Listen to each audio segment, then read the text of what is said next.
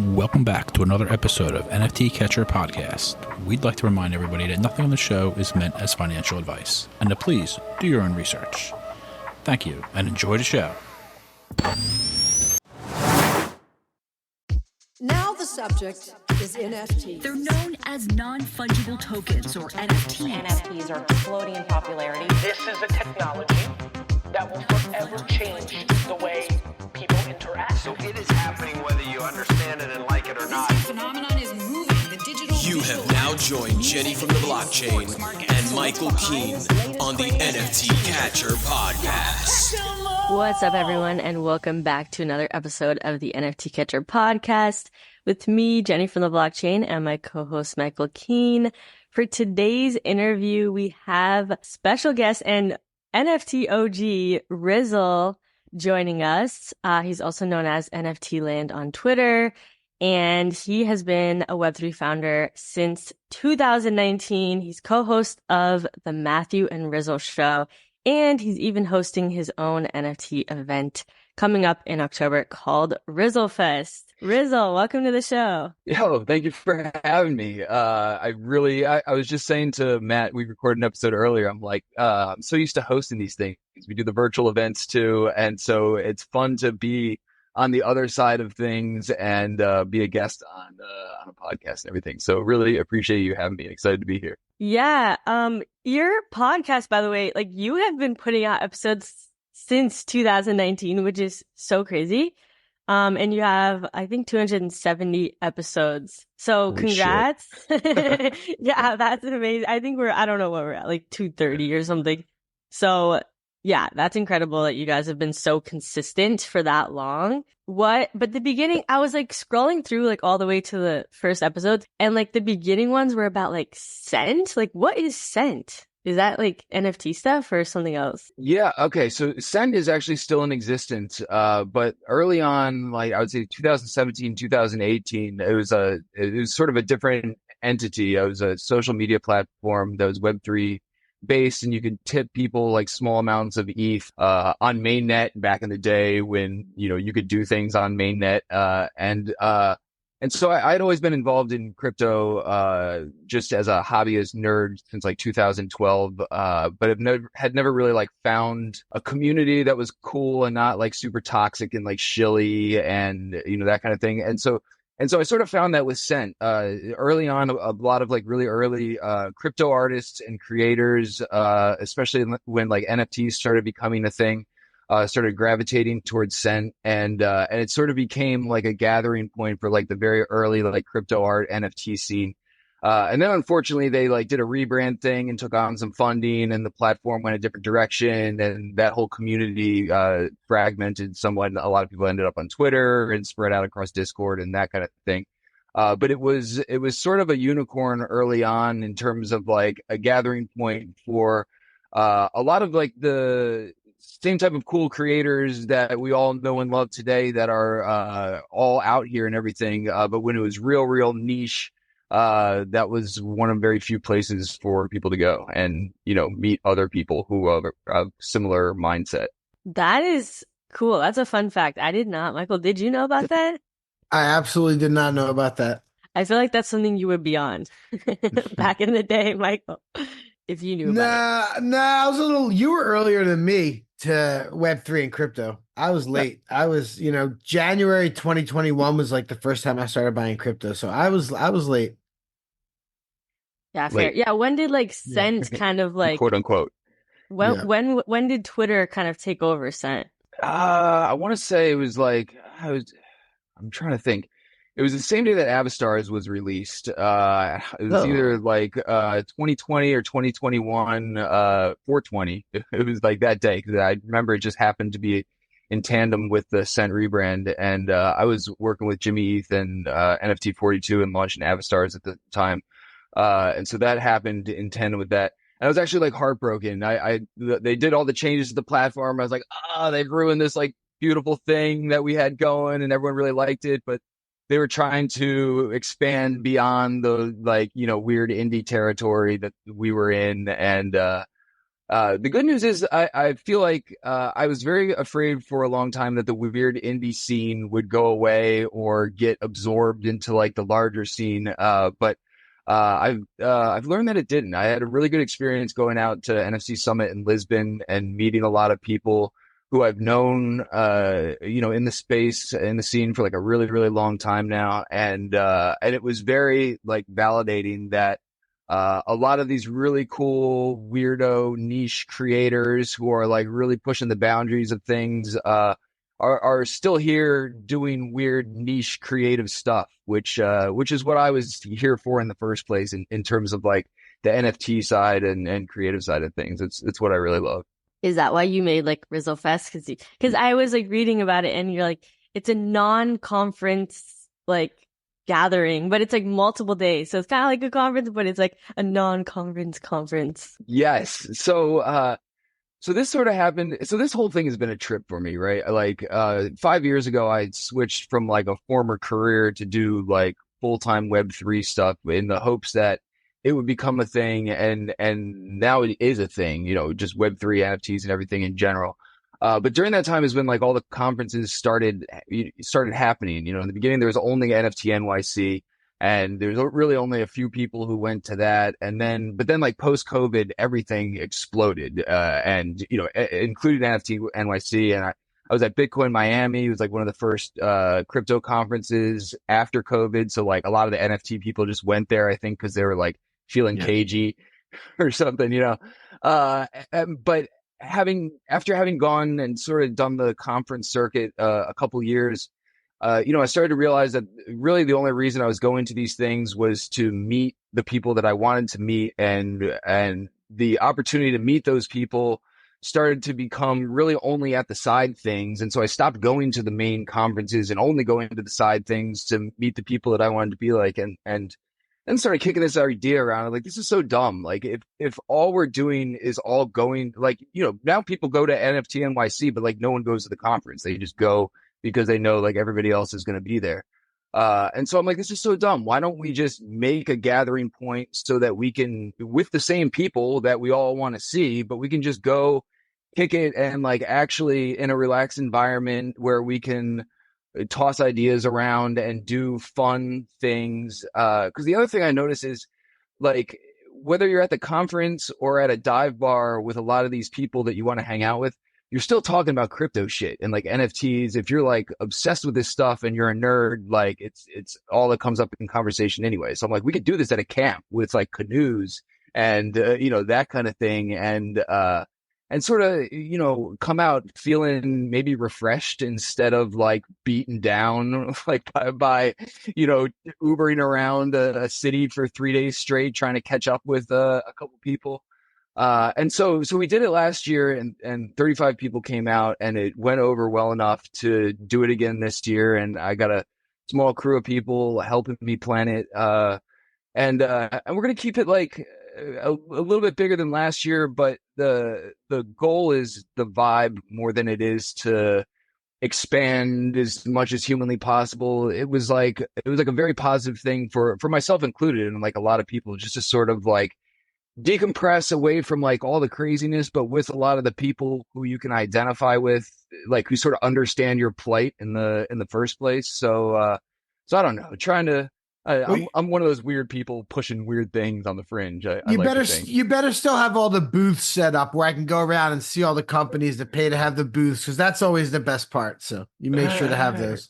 Yes, there's only one booth and it was for arts and crafts last year, and so that was we kept getting through the planning process, and I was like, dude, the last thing I want to do is show up for my own event and be running around with a fucking clipboard the whole time, making sure everything. So I was like, we got to go the opposite direction so that it's fun for me as well as everyone else. And it was good, man. There was like a loose schedule of stuff, of events that were put on by the people that came, which was everything from like 3D scanning workshop to Easy Crypto held like a throwing knife contest. And everyone was like, hell yeah, let's like throw some knives. Why not? Like, there's a tree stump.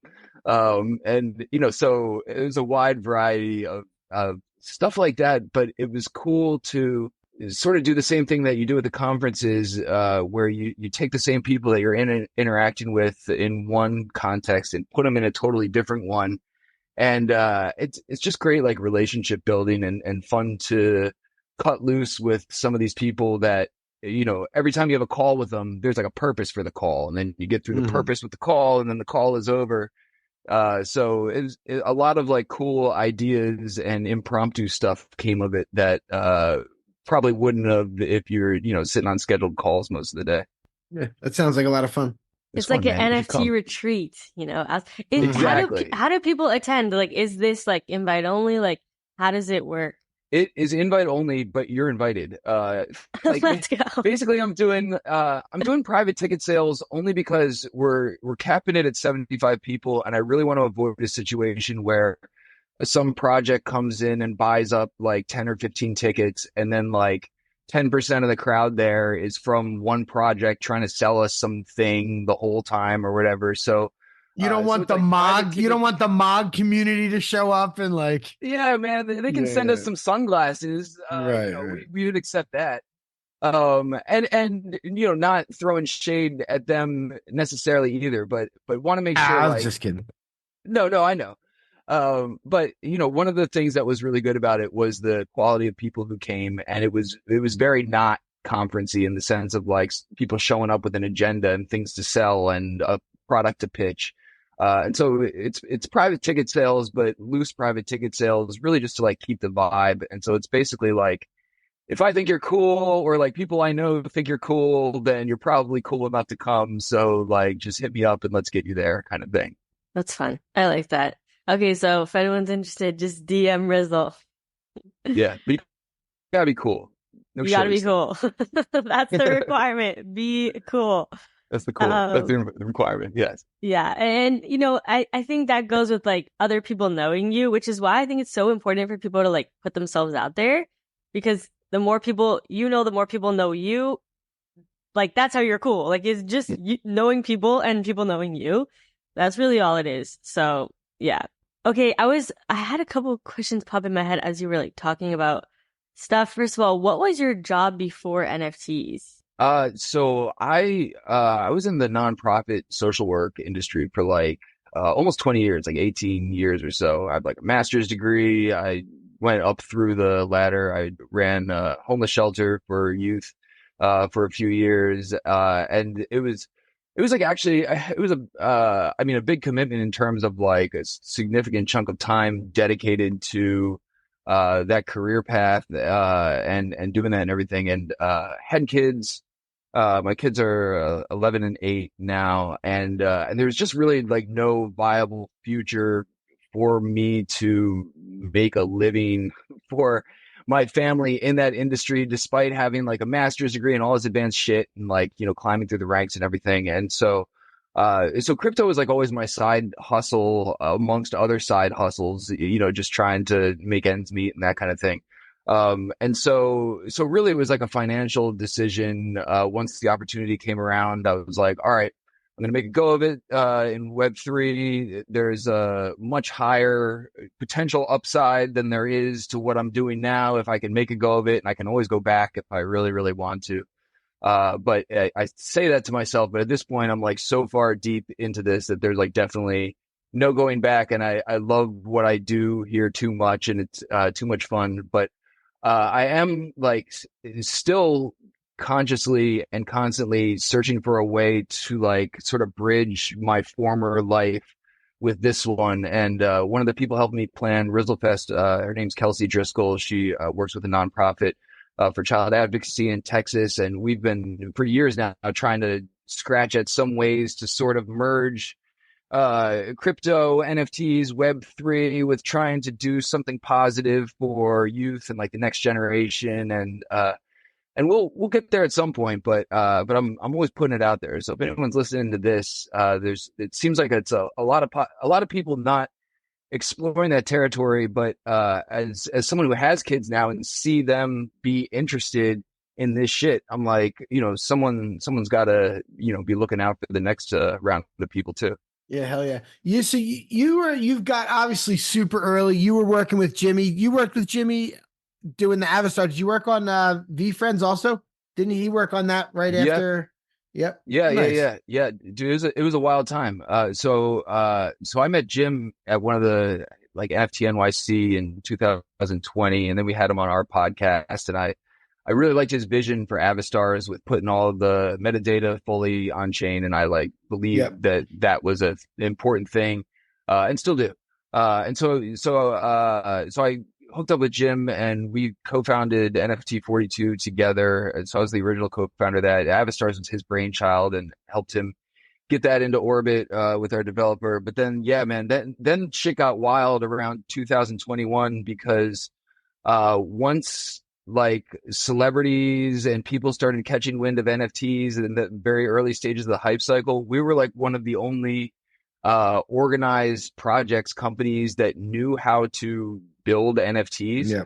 And so suddenly it got strange, man. Suddenly Gary V's like knocking on the door, like asking for help with V Friends. And we did Snoop's first NFT and like Nyan Cat, and like, suddenly getting pulled into like all these conversations that is just like, what's going to happen tomorrow? Like anything could happen, kind of thing. But, so that's where it kind of went weird, man. I left NFT 42 like shortly after V Friends, because that's when that project / company went from being like a skunkworks type of thing where we were like working on Avastars, and we did like Infinity, which was like a private blockchain that got rebranded to Nameless, and a couple other different projects that we're sort of in the spirit of rapid experimentation.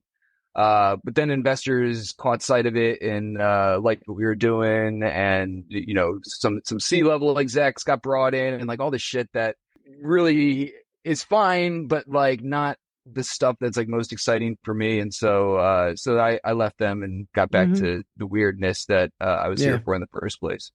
V Friends is still one of the most well executed drops. The way you could like choose what you wanted, and it was the website was really nice. That was really well done. Because the gas was so ridiculous at that point. I remember the gas being like 400 per transaction. You wouldn't even know if you were getting the V Friend.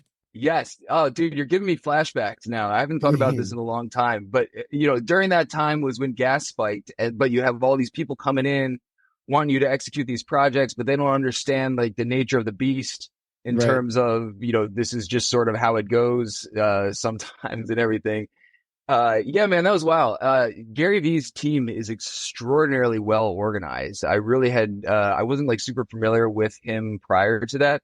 But having worked with them, and then he had me come out and speak at the first VCon and everything. So I got a sort of like a back channel view of that and everything.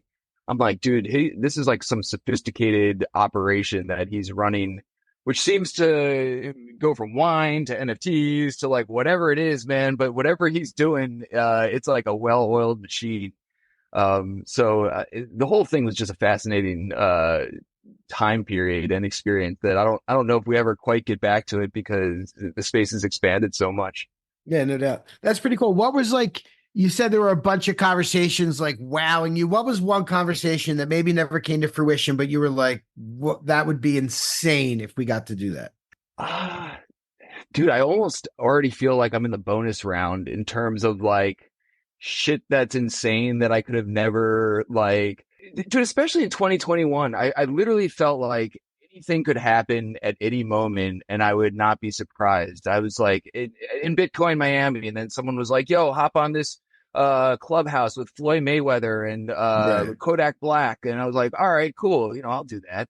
And, so I sort of feel like I'm hardened to some extent where like, I was at the thing with like, I don't know if you're at that NFT with like people with his like entourage, like bodyguards and like Metacoven and everything. I'm like, dude, I fucking know all these people. This is like so wild. Like, so I don't know, man. What would really blow my mind is if something really fucking positive, like broad scope came out of this, which I feel like, sort of going back to like my social work roots and everything. I feel like, early on in crypto, that was sort of always the vibe, sort of like, disrupt the typical financial structure, empower the people who have not had access to this technology. And it's like slowly happening organically. But I also feel like we're like one weird protocol away from like unlocking a whole bunch of shit for a lot of people. And I think we get there eventually. But I'm ready for that moment. And I feel like it'll feel very surreal when it happens, but it's almost the inevitable course of events. I hear that. What's it going to look? I'm sorry, Jen. I keep asking questions. We're kind of a good little. What's that look like to you? What could? I mean, I know it's hard to say. Like, no one knows what the thing. No one knew what you can't like. If you knew what it was, you'd make it. But like, no one knew what Facebook was or Twitter was. But like, what's even kind of what's your idea? I mean, you've been around for a while. You've seen a lot. I'd love to hear what you think would make that. I think the ability to spin up microeconomies easily is a game changer and is going to be more publicly accessible and easier for people to do. Because I think that's the sort of the outside perspective that like BlackRock holds all the Bitcoin or whatever at this point. So crypto's too late to like empower all these people, or all these people are like priced out of it and everything, but the ability to spin up your own shitcoin essentially, for pennies, and develop a coherent functional ecosystem with it. I feel like we really just need like some good, sort of alpha test, beta test of people actually doing that in small microcosms that work, because it's on the blockchain. Obviously, these like small microeconomies can still function, within subsets of the larger one. But I feel like that's what needs to happen, because there's so many people who are just sort of pushed out of any economy at all that some of it is just like education on how to spin one of these up, and then it's just using it to trade and barter assets like people have been doing forever. It's just plugging them into like the larger financial system, which I think the misnomer is you got to buy a bunch of Bitcoin or you got to buy a bunch of ETH in order to do that. But you really just have to have like the knowledge and the skills to develop the infrastructure for the shit to work. But that's obviously different depending on what everyone's situation is, and it's going to take a lot of like consumer education type of stuff to get there. But one good like functional cult or something that's got their own currency that works, I feel like the dominoes start to fall, because people are going to be like, oh shit, they got that going and they don't need to be part of all this other stuff. They figured it out themselves, and I think this allows for that possibility. I like that. That's a good explanation. So your thesis is a lot really around crypto. I look a lot of blockchain. I think the blockchain is like the technology. You see all the banks are incorporating it. Like, I think that's what's going to bring kind of everybody in, and just the money will have to go digital, if that makes sense. Yeah, man. I feel like that cat's like almost too far out of the bag to put back in it, kind of thing. Yeah, for sure. Yeah. I tell people that we're going to be buying, like most people will be buying their crypto from Chase, from Bank of America, from in the next 5 years or even less, probably. That's what I think will really happen. I think one of those will probably buy. I bet Chase probably buys Coinbase or something. Yeah. That's what. Yeah, fine. Yeah, no, that's the way I think it's all trending towards. Which is so crazy, man, because like early on, the mantra was like, yeah, eventually the banks are gonna get in and the hedge funds and like blah blah blah. And now that it's like actually happening, is wild. But I think like in terms of empowering creators, I don't know that it really matters, because you can spin up your own NFT contract for pennies, and empower all the artists in your local neighborhood with your own coin that has to be purchased from outsiders in order to get this cool art. And there's so many ways that just need to be scratched at. But the L2s, I think, is as much of a pain in the ass as they all are to mess with and switch between and everything. I think are a huge unlock for creatives around the world just to be able to, the pay to play thing is just like a huge barrier to entry once gas became, prohibitive. Oh, that you're right. The L2s are, I mean, there's so many of them now, and the bridges are nice and easy. It's not difficult anymore to move money around, and that's only going to get easier and easier. Yeah. Do you have any L2s you're a big fan of?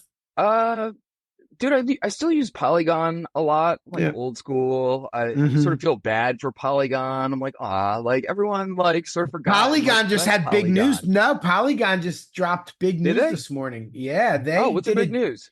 They did a deal with Fox News. Let me pull it up. What did they do? Breaking news, folks. Yeah, breaking news. Brady, oh, we're breaking the news here. Nice, Let me see if I This can is good find for this. me. I'm crazy. Oh man, yeah, I can find it. I know where it's at. Let's see. All right, Fox News is launching its own L2ZK chain using the Polygon CDK in conjunction with Polygon. Time is already lined up as the third party to use the verified product. So this is where I think Polygon keeps like sort of shooting themselves in the foot, man. And I could be wrong, but Polygon did the Starbucks thing as well. And they wrapped that up. And my thought was, then as well, I'm like, do Fox News people give a shit about Polygon or NFTs? Like, no, I didn't think Starbucks what this people is did supposed to be. It's supposed to be and it's probably, you're right. It could just be a news clip. It's supposed to be to like verify things or from the source and that kind of thing, like verify authenticity of articles. Oh, dude, I like that actually. I feel like that's like one of my theories, man, is that like especially with AI like becoming more and more indistinguishable from like real stuff. Dude, you got to be careful what you're watching. My TikTok, I don't know. I'm not so sure everything's real that I'm seeing. But dude, it's gonna come to like public appearances and shit too. People aren't gonna be able to sure. I know. And so something like that, man, where like the only way to distinguish if that's me speaking out there is because I punched my thing in on the blockchain to we're gonna verify need it at to. that time. We're gonna need to need that. Yeah. Because what if they do an they do an AI of a word? Yeah, I mean, we'll look into it. This just it was just a couple hours ago that I saw it, and we mentioned Polygon's the only reason that the only reason that I brought that up. All right. It's because I read about it. Yeah. No, I mean that's something that makes me feel like Polygon didn't like totally fall asleep at the wheel. That was a shame with Starbucks Odyssey. I'm actually good buddies with Bunchu and Steve, and I mean that was they straight rugged it, for lack of a better term. Did they? Not those guys. Not Stephen Bunchu, like the Starbucks corporate. There was basically the CEO came in and he slashed like a whole bunch of programs, and it just happened to be one of them. It doesn't make a huge dent in their company, right? Right. And that's kind of how that went down, supposedly. Yeah, sadly. man. I like. I mean, it was a cool experiment, and it's and people heard about it. It was like one of those things where like people outside of our space, once they knew what I was doing, and I remember being in an Uber with someone who like found out that I was there for a conference, and they're like, "Oh, you know about Starbucks? Like something." So that was interesting to see that. I mean, they gave away free NFTs that ended up being worth like $1,500. Like they did. If it would have stuck around, it would have been good. They're also taking parts of that for their like traditional loyalty program, which is like 25 million people in their traditional program. Yeah. No, it's not. It's not nothing. Right. Yeah. Dude, I like. So for whatever reason, man, like Base seems to have like gathered a lot of the creatives, like building on it and everything. Yeah. And I'm not like, I don't know. I have like mixed feelings about Coinbase. I feel like they're sort of like our frenemy in like the US. It's like we gotta like them, but we don't really like them, but we gotta like them. And like, obviously this is part of like their whole shtick. And so I sort of have a love-hate relationship with it. But in terms of like, the tech enthusiast side of me, I'm like, the coolest shit seems like it's being built on Base right now. I mean, I'm a fan of Warpcast, even though my shit doesn't get much traction there. But I like it because I think it's cool. And when I log in there, I can find posts of people who are doing really interesting things with like blockchain technology, and it's usually on Base. And I feel like that's been a cool gathering point for creatives, at least at the moment. So absolutely. I'm digging it. Yeah, Base is making a giant push this summer called On Chain Summer. They're calling it. Yep. They're trying to do their thing. I think there's gonna be there's something came out with them just a couple days ago too, but it's not coming to the top of my head. They had some kind of Yeah, news. it's a lot of stuff, man, coming out Yeah, of there's a lot the going base on. camp. Yeah, Hmm. they're doing their own stuff, but other Yeah. people have piled on too. You get into into Blast, the Blast Casino. A little bit, man. It's Yeah. I try to do a little bit of obligatory like airdrop farming. I'm Hmm. like, okay, this is the thing. I can click a few times without much effort, hope it translates to something. And so that's how I've sort of treated Yeah. that, at least at this point. Yeah, I haven't done too much. I got into the fantasy top for a minute when you kind of had to for like 10 minutes and Oh, I didn't even get into that. no, Maybe I good for should you. have. You got no, oh, you should have if you got in early, just like anything else. Yeah. Right, one of those things. Yeah, exactly. No, it's yeah, all this stuff is fun. Like I like it from an experimentation standpoint. I was like, oh, cool. This is something new. I'm gonna check it Mhm. out. I do a lot of that kind of thing. Yeah, for sure. No, I like the real world applications. I like to see when, real brands do something right, when NFT brands kind of break into traditional space and do things well. I do like to see that for sure. Who do you think has got it right? Just out of curiosity, either one of them. From okay, I mean, another one that actually they did it well for a long time, but I think they've rugged too was Michelin. You know, Michelin, did you see what they did? Their Michelin Web3, No. they had an avatar. There were like 2,500 of them. So they were giving people, really great raffles in the Discord. Oh. It was a good project. It held its value for a long time, but I think that they slowed that down too. Who else is doing good? So like that's such a good question because nobody's doing a great I job. mean, Pudgy Penguins. Well, Really. Pudgy Penguins from Web 3 coming into Web 2. Absolutely. The Pudgy Penguins is Yeah. doing the best job, even though the floor Yeah. price is down to 7.36 today. Is it? It's not their F7? fault. Yeah. Wow. Not their fault. Obviously, that's the blur farming coming to an end at the moment. No, they're one of the only ones that I feel like have made a semi-successful transition from Web 3 to Web 2. Yeah, it's a tough leap, man. A lot of these companies coming in seem to want to like Web 3 eyes their own thing, Yeah. with their own ideas, but their audience doesn't get that, and then our audience doesn't really appreciate the halfway point as much or whatever. It's a tough thing to balance. Yeah. It's really you asked me. I wish I had a little more time to think about the Web 2 brands. One Web 2 brand that I will shout out that is doing a good job in Web 3, the best they can right now is St. Jude. Have you seen what you talked about nonprofit earlier? Have you No, but seen I the would love St. to Jude hear. Web 3? Yeah, I mean they're run by this guy Mark, really good dude. I met him at Consensus. I've spoken to him since. He's built this whole thing. So they started 4 years ago taking donations. They raised $5 million in crypto.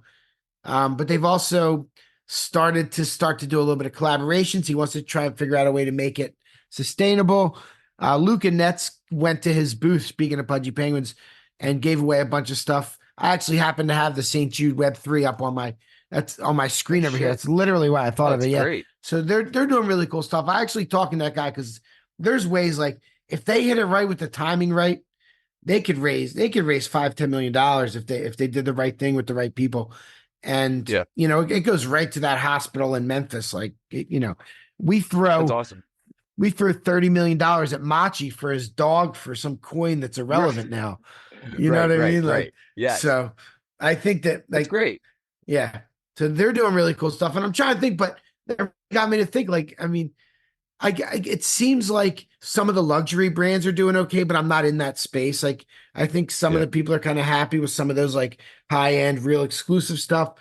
I think BMW and Mercedes seem like they're trying to find their way. It's probably better that they're trying to find their way, like low key first, rather than like here's our 50,000 PFP Right. avatar. Like Porsche or whatever Porsche yeah. did. Right. Yeah. Poor, and that's gone, right? They were like an ETH each for a while, right? Is that anything? Like, Yeah. what's that? It's out there somewhere, I'm sure. But Well, of course it but is. yeah, They can't get rid of it. that was a failed thing. No, man, I feel like, the tech does so many cool things that, given the amount of resources that a lot of these companies have, they should be able to figure out some sort of cool integration that actually like It's enhances so what easy. they're already doing, right? Instead of just Right. like dropping like a project of a bunch of JPEGs or whatever, and offering like VFriends, man. I feel like a lot of these people are sort of doing a similar thing to that, where they're like, okay, you get our NFT, and then you can come to the dinner and like join the Zoom call of the whatever, whatever. But the tech does so many cool things, man, and these companies have so many resources and interesting ways that they could potentially apply it. Right. I feel like someone just needs to get in there and that's get the it way. right. That's the way. That's kind of what I was trying to portray earlier. You need to wow them with the blockchain technology. This one little thing that I have on my phone does all this different stuff, or even like my T-shirt that I got for free. I can also come back and get a free burger if I tap it. Because I wear the T-shirt around, and every time I'm in the store with that T-shirt, like and they don't even know they're using the blockchain. They don't know they're using NFTs. That's, I think, the what we should be striving for. Just the use of the blockchain. Yeah, go ahead. I don't mean to cut you off there. No, dude, you're 1,000% right. I'm like, show me something different, and that's cool, and it doesn't even. It's have to, easy. Like, that stuff is so easy too, right? It doesn't even have to have like a great purpose, but just something like what you're saying, like something like that catches on, and the dominoes start falling, man. Just like boot my shirt, and like, oh shit, that's on the blockchain, and I get a shit coin every time I do that too, or something like that. Right, yeah. I get one Mac, dollar Mac or whatever. Yeah, that needs to come out. We should start a dollar Mac and then put a rumor out that it's like really the McDonald's coin, but they haven't started advertising it yet. One Mac equals one Mac. Yeah, one Mac. You just do like a whole thing, right? Oh my God. Okay, I actually have Michael, I have like a new segment that I came up with. Oh my gosh, I am so excited. This is amazing. I don't know. We'll see if we continue with this or not, but it's called Hot or Not. So let me know if there's 5 different. You're gonna ask about yourself again? Is this where you're trying to get validation for yourself, Jenny? Hot or not? Jenny from the blockchain. Okay, sorry. Okay, Stay on. Okay, so yeah, hot or not? Like, do you think that it's still hot or not hot, and why? Okay, first one, ENS. Oh, I'm a huge ENS hater. I would say not, but I've always said not. I don't like 2 things about ENS. I don't like the fact that it like doxes you every time you make a transaction everywhere. Like I want to be able to buy stuff without everybody seeing my thing pop up. But also I think their subscription model is bullshit, and like Web3 completely obfuscates the need for subscriptions. It's like, this is Web3. I want to own my shit. I don't want to rent it from you. That's the whole point of like digital assets. So I'm a big ENS hater. Maybe the only one out there. I've yet to find many others like me. I'm the ENS hater unicorn. I'm sure there's more. Okay. Are you? Let me. Oh yeah. No, I'll ask afterward. I have someone to ask about afterward, but I'll ask. Okay. Yeah, cool. Sorry. Yacht. Do you remember Yacht? Oh, dude, I have a Yacht, and I like my Yacht, but I don't think it was ever hot. It was hot for like 10 minutes. It was hot for like 10 minutes. We had them on our virtual event, the WIP, not even too long ago, maybe like a year ago. Really? And they were doing something like completely adjacent to what they were originally doing, and everyone was confused, and we're like, wait, does this somehow relate to like our yachts? And they were like, no, but it might or could or something. I don't know. I would say I still own my yacht, but I'd sell it if someone made me a good offer. All right, two knots so far. Okay, Andy was a big yacht maxi. He was trying to get me to do that early on. I have like 2 yachts, I think. I don't even know how to get to them, but anyways, OpenSea. OpenSea is not hot for me, but they've also been not hot for a while. But also, I feel like they're sort of our frenemy around here as well, where like no one ever really liked them, but we were like stuck using them because they were the only thing. And then all these other platforms came on, and everyone was like, "Yay, there's other platforms." And then they were all like, destroyed the industry and like removed royalties and were like predatory and shit. And so then people were like, oh, well, at least OpenSea is like not that. So I don't know. I feel like they're the lesser of like some evils, but like not, I don't know. I don't feel like we have a great platform, honestly. I wish we did. I use OpenSea more than the other ones. So I guess hot enough for me, but I'm still feeling very lukewarm. Got it. Okay, lukewarm. Okay, NFTs on Solana. Oh, boo. Not hot for me. I can't get down with Solana. Okay. So Solana, so I'm a big decentralization maxi, and so Solana being centralized, like, it did not check that box for me, like, early on. But I was like trying to keep an open mind. I actually met with like the core squad from Solana, like early on when they were just starting out, because they wanted me to launch some sort of project on their blockchain. And they were like, yeah, we're opening up like all these tools for creators. Do you want to launch something on here? Do you know people who want to launch something on here? And I'm like, all right, I'll check it out. And then, have a meeting and everything. And then, between then and like the 2 days later that I had the meeting set up with the guy, to start launching, things on mainnet or whatever, they had to shut down the whole blockchain or whatever because it got like overloaded. And then I like made some joke about like centralized blockchains, like, having to turn on or turn off the on switch at something or whatever. I showed up for the meeting, and the guy had obviously read my tweet and was not like thrilled that I had shit on his centralized blockchain. But I don't know, man. I know a lot of like really cool creators, and I know there are a lot of really cool creators doing awesome creative shit on Solana. And so I don't want to take anything away from them or what they're doing, because I see that as like independent from Solana. But Solana is like a blockchain. I can't get down with like the centralized nature of it.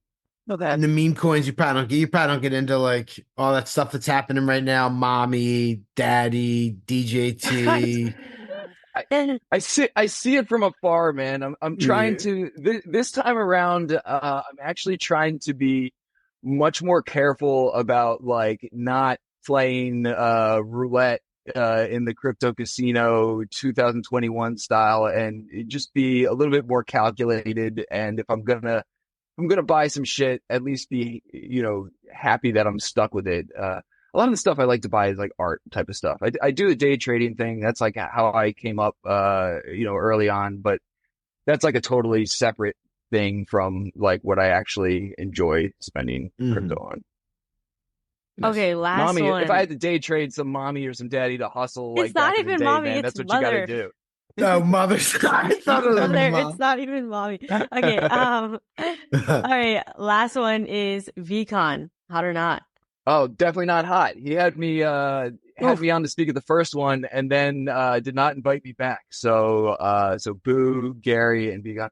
I don't think it's very crypto related anymore. No. Yeah. My take from afar is that they don't have like a lot of NFT projects or crypto people, and the first one was like almost all of that. So it was cool to be involved in it. It was actually like a great experience, and I met a lot of cool people. Gary provides like top-notch service, man. And there's like a limo that pulled up to my house to like take me to the airport and everything. Damn. I was like, yeah, man, I don't think expecting like just an Uber or something would have been more than enough. I would have appreciated that. So it was cool, man. But I don't know. I feel like Gary's sort of, you either got to be down with Gary. You got to be down with Gary to be down with VCon, because I feel like VCon is most likely whatever is Gary's most interested in at that moment, which seems to change year to year to year. And so if you enjoy the Gary train, you probably enjoy VCon. But I'm more on like the NFT train than I am on the VCon train. Yeah, have you seen the speakers for this year? You look at that list? Yeah, you're on point, because there's no NFT people barely. It's, but I actually I commented on VCon's thing about Thread Guy, and I was like, I saw that. I was like, oh, Thread Guy should be a speaker, and then he was like, soon. So I think they're like, and then they did like the shimoji. There's another round. They are. They're definitely. There's not NFT people. Right. Yeah. There's not a lot of speakers that have been announced. Right. Yeah. But I think they will do another round of NFT people. So, excited to see like who they do and stuff. But there's but like yeah, it has seemed to get Ariana more- Huffington is there. Yeah. Who are the actress Jamela Jamil, State Farm head of marketing, chief marketing Toro, like all that's what's there for sure. I think he kind of said that a little bit. He's like, I want this to be expand into like entrepreneurial also stuff.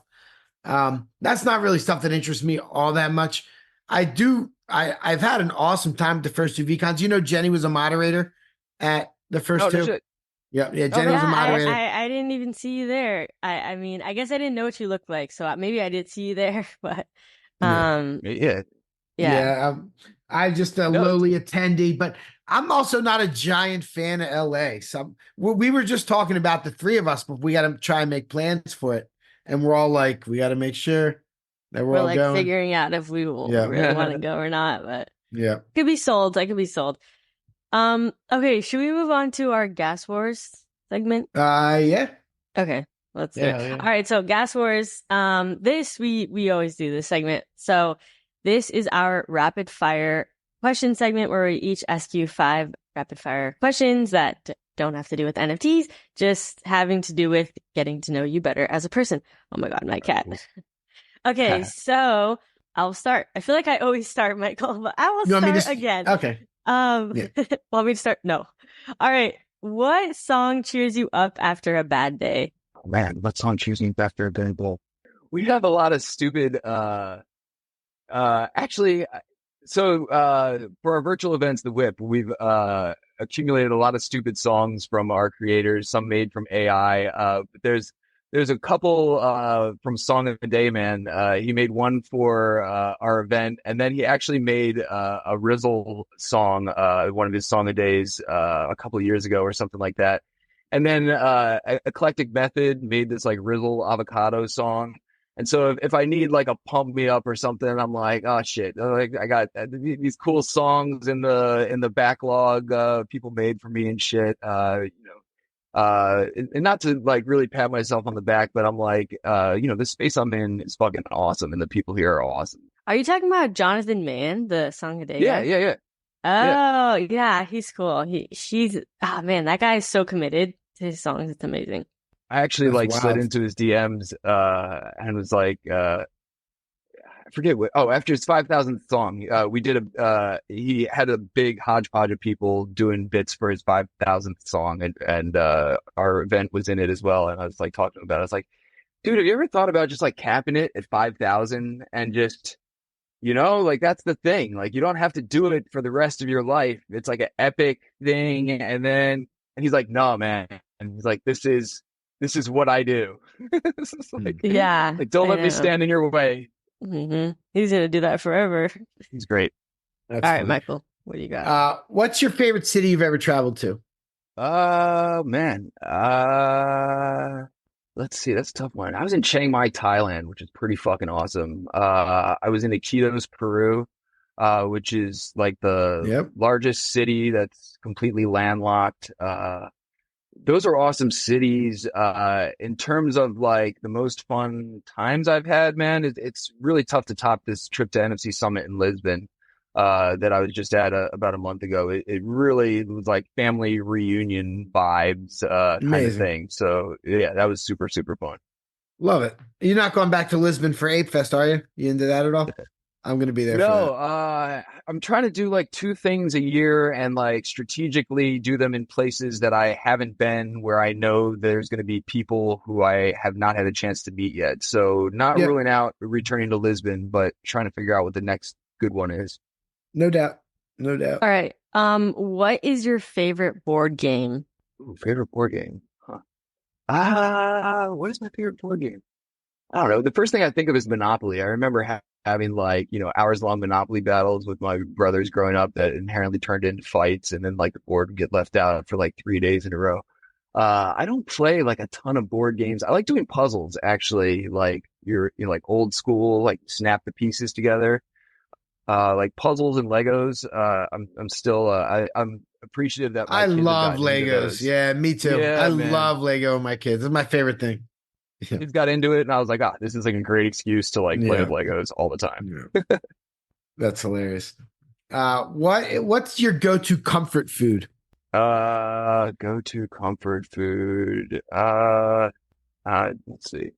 Coffee, beer, All right, better. What's your chocolate. favorite? What's your favorite cheesesteak place? What's your favorite Oh, cheesesteak place? Dude, Let's- Pats and Geno's are somewhat interchangeable for me. I'm good with both of them. What's it? Tony Luke's is also fantastic. Tony Luke's is awesome. Yeah, man. There's so many good ones. I don't differentiate, man. Up in Allentown now, we don't get them like we used to. So Yeah, I no just am doubt. happy for a good one. No doubt. Next time you're in Philly, you need to go to Angelo's on 9th Street. That's Oh, the I know best one right now. Angelo's. You know Angelo's. Yes. That's the one. You got to wait a while, but that's the best one. Jenny loves cheesesteaks. She orders them on Gold Belly and everything. She loves cheesesteaks. Yeah, it's true. No, I'm actually vegan, so that's why he says that. Okay, Got it. what was your first car? It was a 1990 Chevy Lumina, and it was cool because the front seat was like a bench seat. It didn't have like a console or anything in the middle, so you could ride 3 in the front and 3 in the back. Yeah. And I was the first of my friends to have their driver's license, so I was like the taxi and the boat car, like piling everybody in, kind of thing. It was my mom's old car, so it got us around from point A to point B. I know those kind of cars. My first was an 86 Buick Century, so only There you a few go, man. years away from that. Yeah. Jenny's like, what? Did it have the bench seat Classic. in the front? Yeah. Oh, The bench seat yeah, in the front. absolutely. And then they would Dude, have those so like good. plastic things people would put in the middle, like those like plastic that would have like, yeah, totally. You have to press the button to get to where your radio station is. Yeah. Jenny has no idea. Tape Yeah. deck. Okay, Alright. it's your Tape turn. again. Is that my turn? My turn. What's an instrument you wish you could play? So I was a decent drummer growing up, actually. I taught myself enough guitar to be able to plunk around, simple shit. Dude, I would like to. I wish I knew how to play the piano, man. I don't have the patience, and I don't inherently like a lot of like piano music, or at least like. Or I do, man, but I don't know. It's a cool instrument. My mom plays, and she's like real good at it. And I know how difficult it is to be really good at it. So I think from like a skill perspective, I would like to have that in my repertoire, but I don't think Nice. I'm getting there. Yeah, no doubt. We need the Neuralink. Just plug it in. Yeah, Oh my God, no. waiting for it. Yeah. Okay, what is your favorite weekend activity? Right now, it's like kicking it with my kids. It's pretty awesome that it's summer and there's not a whole lot going on during the school year and stuff. They had like a lot of sports and shit. And I don't know, right now they're out there with like a lemonade stand, like trying to, hustle the neighbors for $1. And so it's been fun. I'm trying to make more of like a conscious effort this summer of like slowing down a little bit and just prioritizing the main things so I can have more time during the weekend on the weekends and stuff. But I don't know, my kids, I feel like whatever they get into is constantly changing, but it's always like interesting because they're interested in it. And I like that they still enjoy bringing me into their bizarre little worlds. And it's fun. Nice. All right. Who is your favorite stand-up comic? Oh man. I love asking this I question. think, yeah, dude, I feel like it's possible most of them have been like canceled or like child molesters or like something at this point, man. But I always loved Chris D'Elia and Bill Cosby are your guys? I'm just kidding. love Bill Cosby's growing up, man. I grew up watching the Cosby Show. Yeah, in Philly, how could Man. you not? How could you not? Dude, Temple and stand-ups- everything, like some what of a his stand-ups are disgrace. still so Yeah. good, man. Right? I The know, whole I know. dad is great. Gives us a chuck. I Dude, don't know. always I don't loved watch. Chris I don't Rock. watch it. I don't watch it anymore. Yeah, Chris Rock's amazing. Yeah. Chris Go ahead, Rock. go I ahead. always love Dave Chappelle. I haven't watched a lot of stand up honestly in like the past 10 years or so. Mhm. And so a lot of it is dated from like Yeah. 90s, 2000s and stuff. Louis Yeah. C.K. was like funny back then. Yeah. But yeah, probably those guys. Yeah, that's what's up. Tina All right, Fey. I actually think Tina Fey is really. Yep, fucking they've all funny. been Gonna canceled. say, That's yeah. cool. They've all been Yeah. canceled. We're not even I gonna be able to figured. put this. We're not even gonna be able to put this episode out Yeah. now. We're not. I love Michael Jackson. Yeah, Bill right. Cosby. Yeah. A big R. Kelly fan. I was Yeah, just right. listening to R. Kelly. Like Chris Brown, you know. Yeah, man. I know you got all the. Yeah. That's hilarious. All right. What is your favorite TV show? Favorite TV show. I still watch, the only TV show I still watch is Survivor from like back in the day Really? on CBS, where they send everyone You to got islands. Andy perked up Yeah, now. The Andy is like a huge number. Survivor Yeah, fan. he's a Survivor fan. He Actually. Yes. tries out for the show and stuff. Andy. Wait, does he Dude, really? I sent in my Yeah. application this last year. I was like, you know what? No kidding. The host is always on. He's like, you should try out for Survivor, blah, blah, blah. And I'm always like, yeah, I should. And so I was like, all right, fuck it. I'm going to do it. Andy I sent in went my through the video. process. He was close to getting on. He went through all the trials. Oh, shit. Damn, Andy. I didn't get that far. He said stop. He didn't really do all that, but he was. Michael, you have to stop lying. Come I'm on. sorry. All right. I always let people know when I'm lying. If at you the end. want to know the truth, you I come do to it me. for- I never I- lie. Michael's always lying on the pod. I do it for Andy's benefit because I'm sure he's cracking up over there listening. But he does We love know, he's Survivor. actually He rolling absolutely his eyes. does love Survivor. Yeah, he Yeah, does. he's He like, I loves I'm it. do, man. I have this weird thing in Yeah. my head. I would like, I want to do it at some point. It's like some bucket list thing that I keep tuning in for. So, I Yo, don't know, man. Rizzle Fest could be you could 1 year, it could be like a game show. Survivor edition. Rizzle Fest Survivor I edition. see the wheels turning. Oh my god. I Yeah, see the dude, wheels turning. I was very concerned last year. I really just need to make sure everybody knows this isn't like a Lord of the Flies type of situation where like, you know, Right. if we're going to ever do this again. So I think, yes, that's in the cards at some point, but we just got to make sure, you know, no injuries, kind of thing the first couple times. Fair, No, dude, fair. actually we were talking about, doing some of those style competitions, to earn like merit badges. So we're like, dude, we got the Yeah. woods right there. We could do like a little Survivor style, like fire building competitions, shelter building competitions, or just for fun. Everyone's shelter would probably be so dumb and, you know, Mhm. but it'd be hilarious. So I don't know, man. I love all that shit. I used to be a camp No doubt. director. Oh, So I yeah. got a little bit of that up my sleeve as well. Where were you camp director? At a YMCA sleepover camp in Oh, cool. That's Pennsylvania. what's up. Nice. I didn't know. I know a bunch of those camps like around that. That's why I asked. Just figured maybe it was a small world. Yeah, Like- yeah. In yeah. Cornwall. I don't know if you know Cornwall. It's like a little Not so much. little town. Yeah. But it's fun, man. And Yeah. I ended up leaning on those skills much more than I ever thought. Now planning this retreat in the woods, so it I all bet. somehow came I together. bet. All right. So my final question. We're gonna go back to Philadelphia. Who is your favorite Philadelphia Eagle of all time? I got to go with Randall Cunningham, man. Just because I Nice. Yeah. grew up watching him, and he was such a game changer for the time, right? Like there was Yeah, he was really incredible. Yeah. there was no other quarterback like him. He like totally broke the mold for like running quarterbacks and everything.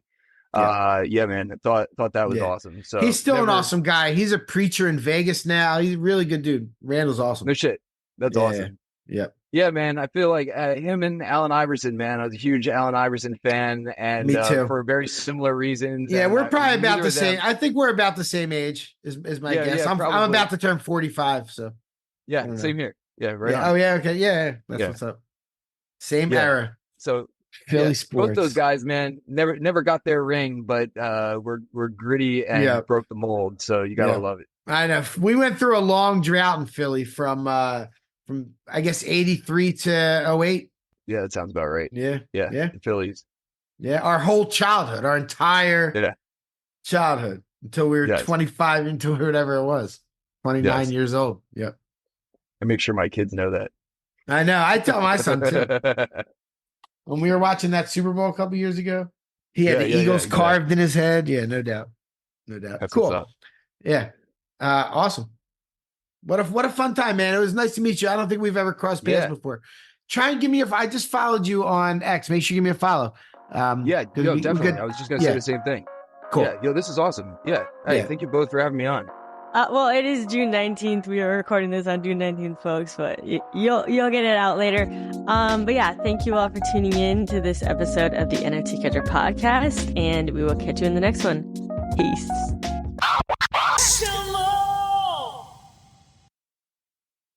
Thank you for tuning in to the NFT Catcher Podcast. We hope you enjoyed today's episode and learned something new about the exciting world of NFTs. If you enjoyed today's episode, please take a moment to subscribe to our podcast on Apple, Spotify, or wherever you listen to your podcasts. And if you really love what you're hearing, please leave us a rating and review on your favorite platform.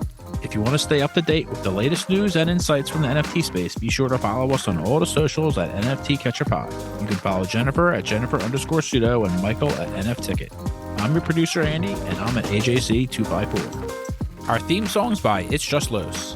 We always appreciate your feedback and support, which helps us reach more people and bring you informative and engaging content about NFTs. We look forward to bringing you more great NFT content in future episodes. Thanks for listening. Peace.